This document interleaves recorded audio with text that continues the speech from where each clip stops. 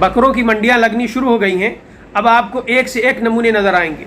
किसी जानवर की पुश्त पर अल्लाह लिखा है, किसी जानवर की पुश्त पर मोहम्मद लिखा है, और किसी जानवर की पुश्त पर ला इलाहा इल्लल्लाह लिखा है, किसी जानवर की पुश्त पर मुहम्मदुर रसूलुल्लाह लिखा है, और न जाने क्या क्या लिखा है।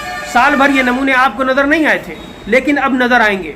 और हमारी कौम के ये भोले भाले पैसे वाले लाखों रुपया देकर उन्हें ख़रीदेंगे और उनकी नुमाइश करेंगे, सोशल मीडिया पर उनकी तस्वीरें शाये करेंगे और लोगों से दाद तहसीन हासिल करेंगे। मेरे भाइयों, ऐसा मत करो। ऐसा अल्लाह का निज़ाम ही नहीं है कि अल्लाह जानवरों की पुश्त पर अपना नाम लिखे, अपने नबी का नाम लिखे और इस तरह लोगों को इस्लाम की हक़्क़ानियत से वाकिफ़ कराए। ये अल्लाह का निज़ाम ही नहीं है।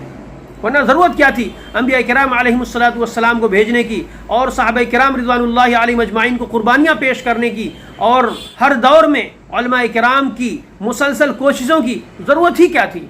अल्लाह तबारक व तआला यूँ ही जानवरों की पुश्त पर अपना नाम लिख देता, अपने नबी का नाम लिख देता। लोग जहाँ देखते वहाँ अल्लाह और मोहम्मद नज़र आता और लोगों के दिल खुद ब खुद इस्लाम की तरफ राग़िब हो जाते और सारी दुनिया मुसलमान हो जाती। अल्लाह तबारक व तआला इस बात पर कादिर था, लेकिन ये अल्लाह का निज़ाम ही नहीं है। ये दुनिया दारुल असबाब है, ये दुनिया दारुल इब्तिला और दारुल इम्तिहान है। यहाँ एक निज़ाम तकवीनी है, एक निज़ाम रूहानी है। इन्हीं दोनों निज़ामों के तहत ये दुनिया चल रही है। कभी कभी खर्क़ आदत चीज़ें पेश आती हैं, लेकिन उसका एक दाइया होता है, उसका एक सबब होता है, उसका एक रीज़न होता है।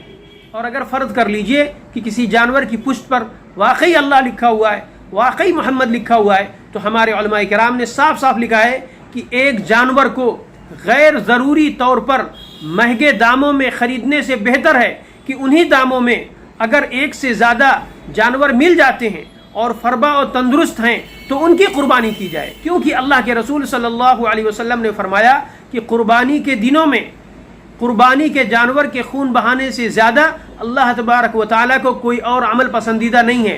लिहाजा जितने ज़्यादा जानवर होंगे उतना ज़्यादा खून बहेगा और आपको उतना ज़्यादा सवाब मिलेगा।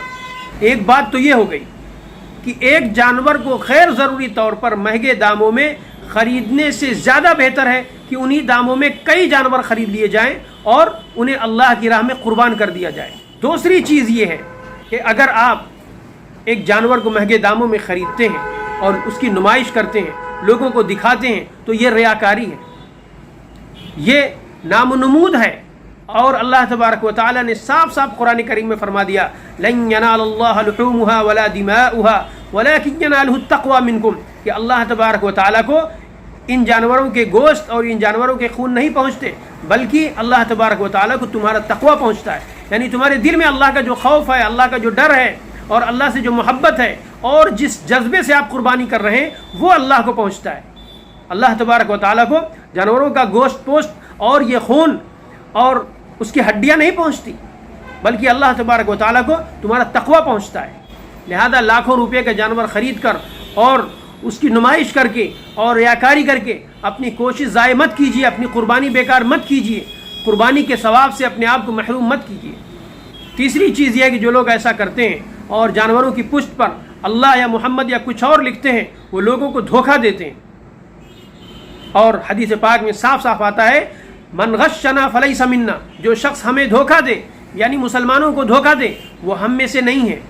लिहाजा लोगों को धोखा देकर लाखों रुपए में जानवर बेचने वाले सुन लें कि वो मुसलमानों को धोखा दे रहे हैं, वो एक गुनाह अजीम का इर्तिकाब कर रहे हैं। ऐसी कमाई में न बरकत है, न ऐसी कमाई करना जायज़ है, बल्कि ऐसी कमाई हराम है। उससे नेक आमाल नहीं अंजाम दे पाएंगे आप, बल्कि उन पैसों से गलत काम ही होगा आपसे, क्योंकि आपने धोखा दिया है और इबादत के नाम पर लोगों के जज्बे को आपने गलत तौर पर कैश किया है, लोगों के जज्बे का गलत तौर पर आपने फ़ायदा उठाया है, आपने उनका इस्तेसाल और एक्सप्लॉइटेशन किया है उनके जज्बे का।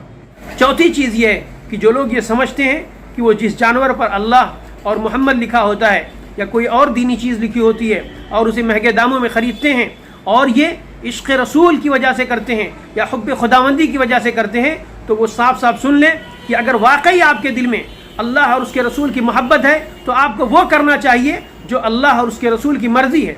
और अल्लाह और उसके रसूल की मर्ज़ी ये है कि गैर ज़रूरी तौर पर महंगे दामों में जानवर न ख़रीदा जाए, बल्कि उन्हीं दामों में अगर कई एक जानवर तंदुरुस्त और फरबा मिल जाते हैं تو انہیں خرید کر قربان کیا جائے، یا پھر یہ کیا جائے کہ ایک تندرست جانور خرید کر قربان کر دیا جائے اور باقی پیسوں سے اپنے رشتہ داروں، اپنے پڑوسیوں اور غریب اور غربا کی مدد کی جائے۔ اس سے اللہ تبارک و تعالیٰ زیادہ خوش ہوں گے، آپ کو اللہ تبارک و تعالیٰ کی زیادہ خوشنودی حاصل ہوگی۔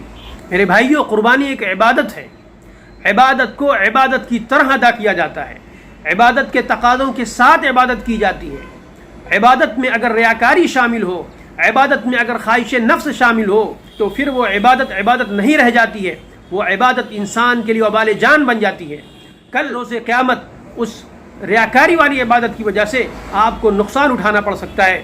لہذا قربانی کو قربانی کی طرح ادا کیا جائے اور علماء کرام سے مسائل پوچھ کر قربانی کی جائے، اور اسلام نے جو ہدایات دی ہیں، اسلام کی جو تعلیمات ہیں، ان کا قربانی کرتے وقت لحاظ رکھا جائے، تبھی ہماری قربانی ادا ہوگی، تبھی یہ اللہ تبارک و تعالیٰ کے ہاں مقبول ہوگی اور ہم کو اس پر اجر اور ثواب ملے گا اور جزا ملے گی۔ اللہ تبارک و تعالیٰ ہم لوگوں کو دین کا صحیح فہم عطا فرمائے اور دین پر عمل کرنے کی توفیق نصیب فرمائے۔